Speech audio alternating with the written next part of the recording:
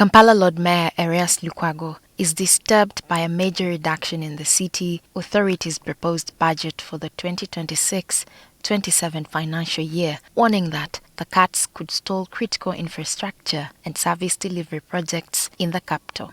You can imagine the percentage reduction. Down from 916 to 720, representing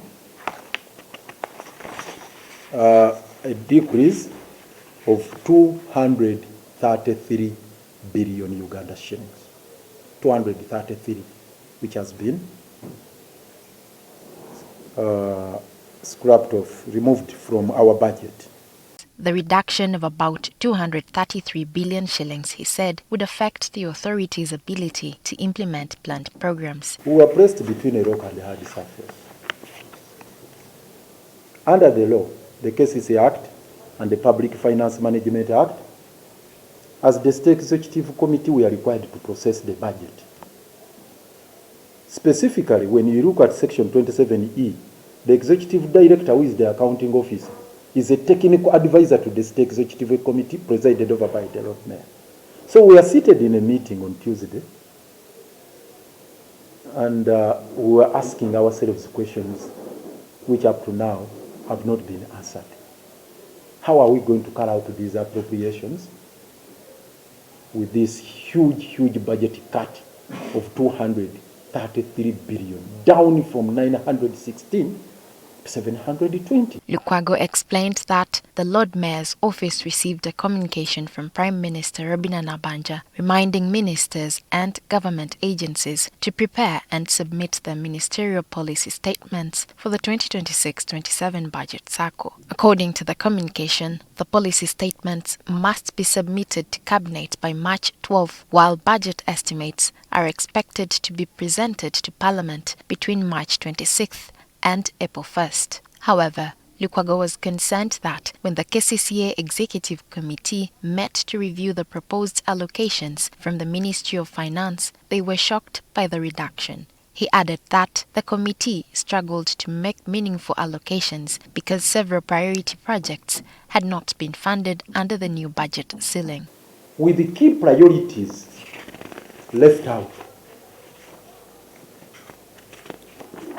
then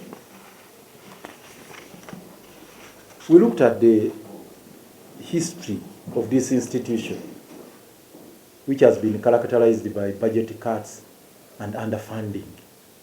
I said, what do we do under the circumstances? The Lord Mayor said the cuts came at a time when the city faces increasing infrastructure challenges, including traffic congestion, flooding, and waste management. Among the key projects likely to be affected is the implementation of Kampala Drainage Master Plan, which aims to address persistent flooding in the city. Lukwago said no funds had been allocated for construction of major drainage channels despite the increasing flood risks. Other projects include the planned improvement of city road networks to reduce traffic congestion, construction of new modern waste treatment facilities, installation of street lighting across the city, and construction of markets in the city divisions. The authority had also planned to decommission the Chitezi landfill and develop a modern waste recycling facility, as well as provide at least one garbage truck for each parish in Kampala. For this, Lukwago says none of these interventions had received funding under the proposed budget.